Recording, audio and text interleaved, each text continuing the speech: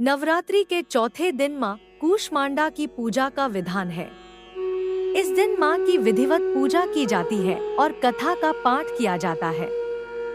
शारदीय नवरात्रि का त्योहार हर साल बहुत ही धूमधाम के साथ मनाया जाता है। नवरात्रि का चौथा दिन माँ कूष्मांडा की पूजा को समर्पित होता है। ये माँ का चौथा रूप माना जाता है। माता कूष्मांडा को आदिशक्ति के नाम से भी जाना जाता है। माँ के स्वरूप सूर्य की तरह चमकने वाला है। माता कूष्मांडा की पूजा करने से साधक को हर प्रकार के रोग और दोष से मुक्ति मिल जाती है। इसके साथ ही माँ अपने भक्तों का कल्याण करती है। माँ कूष्मांडा की पूजा के समय में इस व्रत की कथा का पाठ करना बहुत ही लाभकारी माना जाता है। इनकी कथा का पाठ करने से साधक को हर प्रकार के भय से भी छुटकारा मिल जाता है। आइए पढ़ें माँ कूष्मांडा की कथा।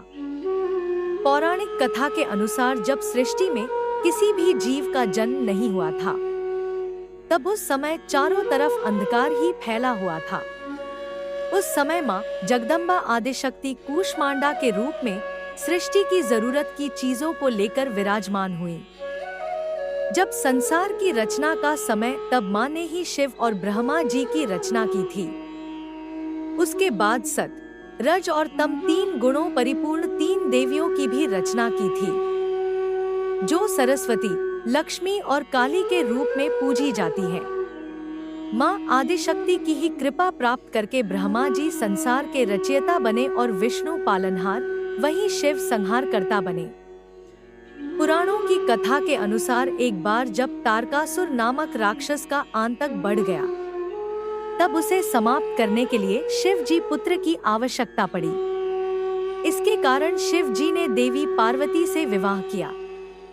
शिव और पार्वती के विवाह के बाद सारे देवों ने माँ पार्वती से तारकासुर के आतंक को खत्म करने की प्रार्थना की। उसके बाद माँ पार्वती ने आदिशक्ति का रूप धारण कर सबसे कहा कि वो जल्द ही कार्तिकेय को जन्म देंगी, जो कि तारकासुर का वध करेगा।